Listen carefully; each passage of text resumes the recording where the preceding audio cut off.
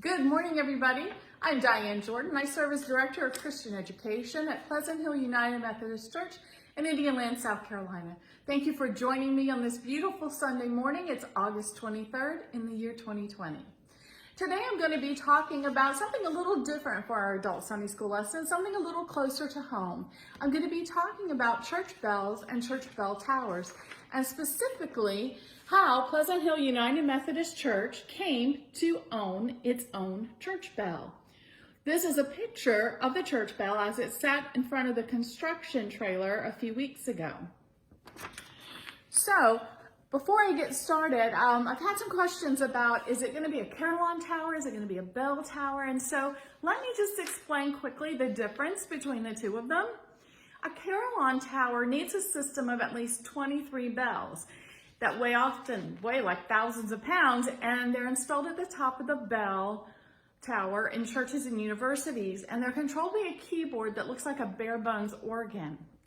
To contrast, a bell tower usually sits atop a church and it rises upwards from its roof. Its purpose is to house one or more bells along with the framework for the bells and the ringing equipment. And just to describe what a bell specifically is, the dictionary says it's a hollow cup-shaped instrument that gives forth a clear resonant note when struck with a clapper. To this day, there is no uniform design for the construction of a bell tower other than that it has to house the bell and the bell's equipment. Bell towers house large bells and smaller bells, and the larger the bell, of course, the louder you can hear it.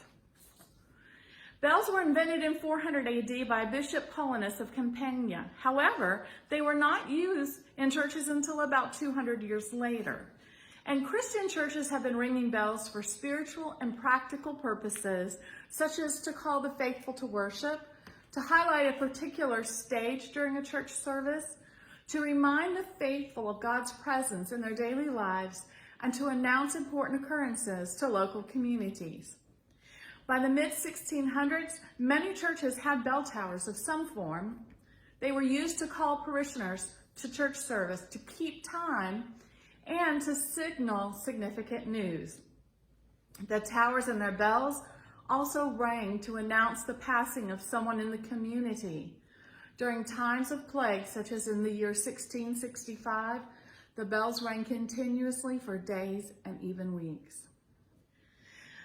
Their size was a significant part of the construction because the higher the bell tower, the further away people could hear it. Bigger cities tended to have larger bell towers, and some of the most famous bell towers in the world are the Campanile di San Marco in Venice, Italy, and the bell tower at Notre Dame in Paris, France. Today, the main purpose of ringing bells is to announce that a service is beginning and worshipers should gather together for the church service. Some denominations, such as Catholic, Anglican, and Lutheran churches, ring their bells 3 times a day at 6 a.m., at noon, and at 6 p.m. as a reminder to parishioners to recite the Lord's Prayer. Church bells are often used as timekeepers. They ring on the hour, with some marking the half hour and some even the quarter hour. To mark the hour, the bells ring according to the hour's number. So, for example, if you hear a bell ring 11 times, that means it's 11 o'clock. To mark the half hour and the quarter hour, bells usually chime once. Bells are also used to announce funerals and weddings, and the death knell is tolled at the beginning of a funeral service. The toll is much slower than normal ringing, and in some cases, they will actually toll out the number of years the deceased lived. So if someone was 65 years old when they passed, they would ring the bell 65 times. At a wedding, the exact manner of ringing is extremely variable, although it's always vigorous and lively, and it's at the conclusion of the wedding ceremony. So, according to the United Methodist Church, the significance of bell ringing in the church is this. The playing of bells in the church has a long and glorious tradition, whether the bells are handheld type or huge cast bells in the bell tower of a great bell tower. Bells have often been sounded for a variety of liturgical reasons in the local worship setting. Bells are rung as a signal to the people that it's time to make their church time to make their way to church for a meeting, for worship, or to greet an important person. In previous years, bells were used to announce a visit by a king or a prince or by a pope or by a bishop. Bells are used as a signal that something of significance has happened in the life of the church or in one of its members, a birth, a death, and a marriage. Bells are rung on other great liturgical feast days of the year, such as Easter and Pentecost and Christmas. Think of the song, "I Heard the Bells on Christmas Day."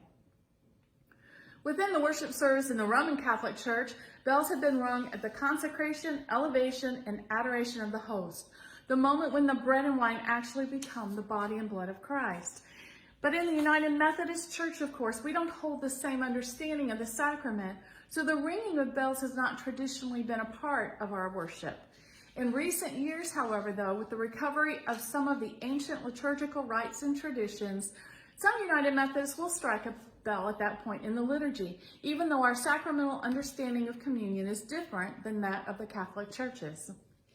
Bells are often rung to signify the start or conclusion of a time of prayer. Some congregations use a single handbell from the handbell choir for this purpose. Others use a single chime that might be a part of the organ keyboard. And still others use one bell from an outdoor carillon tower. Other congregations are more modest, using a small handheld bell that is either struck with a mallet or another striker. A bell or bells might be rung at the start of, during, or at the conclusion of a baptism. And a bell or bells may be rung on any liturgical occasion of great joy, such as Christmas Eve and Easter morning. Likewise, a bell can appropriately be rung on solemn occasions, such as a funeral, a memorial service, or on Good Friday. Bells are also rung for non-liturgical civic occasions. According to the United Methodist Church website, they are sometimes rung for presidential inaugurations, the outbreak of war or peace, a time of general public mourning or celebration, marking the changing year, a time of imminent danger, such as a tornado, a flood, or a fire. Sometimes churches are asked to ring their bells by the civic authorities on such occasions, and participation is always up to the church. Some churches do not respond to these appeals, preferring to preserve the sacred significance of the church bell.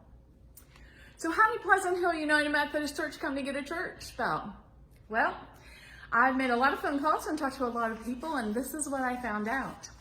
Sometime around 1953 to 1954, we had a church member by the name of Joe Koslinger, and I hope I'm pronouncing his last name correctly.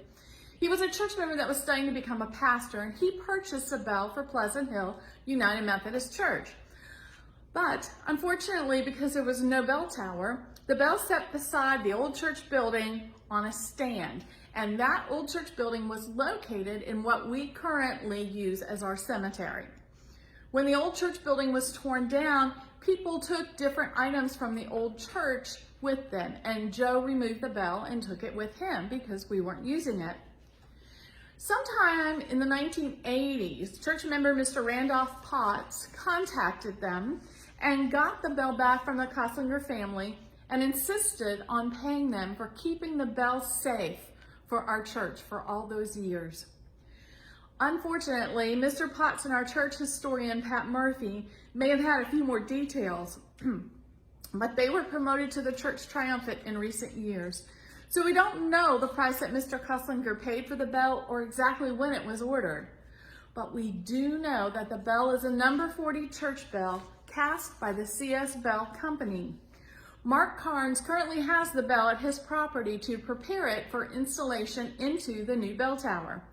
Mark and Tony Carnes have inspected the bell thoroughly, but they can't find a cast date on it, which is unusual, and it's just possibly worn off over time.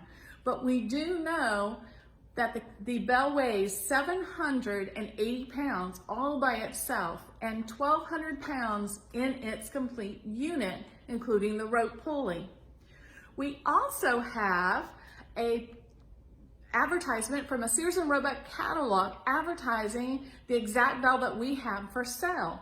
Now, this advertisement was dated 1897, and it lists the price of the bell as $67.50, which today has a buying power of $2,107.15. Bells ordered from the Sears and Roebuck catalog at that time required a 25% cash down payment, with the remaining monies being due upon examination and receipt of the bell. So they would ship the bell to them by train, you would examine the bell and then give them cash for the remainder. I don't know how they moved these things from the train to the wagons, but I mean, they're very heavy. But bells were also sold at that time through the Montgomery Ward's catalog. And CS Bell Company is now a part of the Prindle Station Bell Company, which is the largest bell manufacturer in the entire world. I have some really interesting information for you about the manufacturer of our bell. His name was Charles A. Bell, and it's just ironic that he had the last name Bell, and you'll see the irony in this in just a few minutes. He was an apprentice for a founder's trade at the age of 15, and in 1858, he was able to purchase an existing foundry, and he hired a young boy to help him.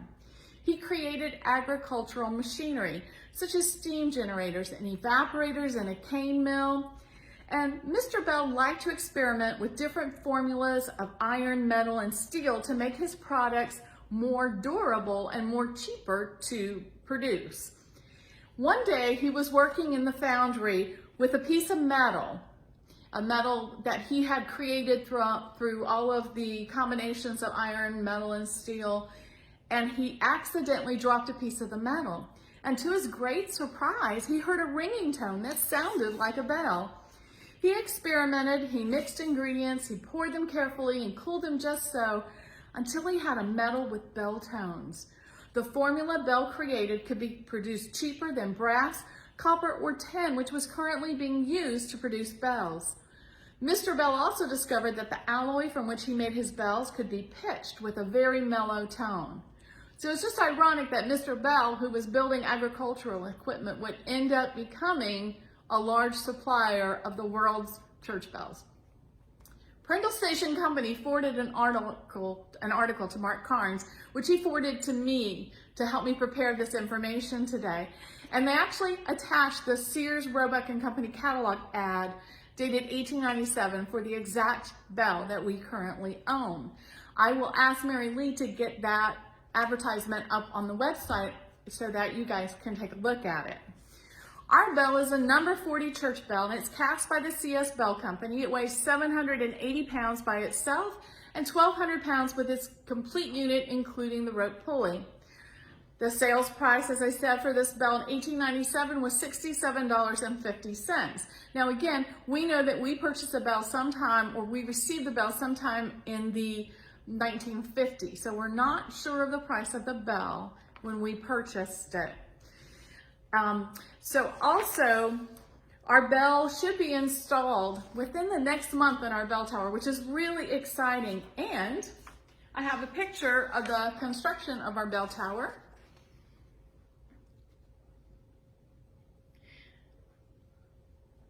That's our bell tower as it looked a couple of weeks ago when I made the video for y'all of how the building was coming along.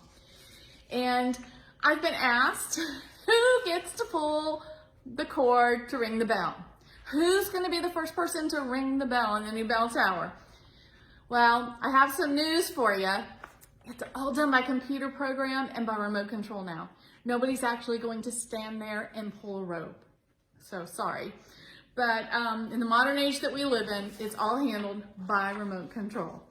So our bell should be installed within the next month. I'm really excited to have a bell that has been such a part of our church.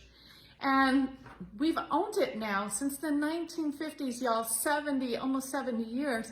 And it's never been used properly. I'm so excited that we're gonna have a bell tower that's gonna put this bell to great use.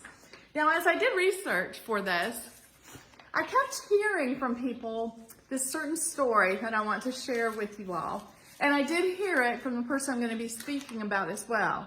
The story varied a little bit depending on who I talked to, but the gist of it goes something like this.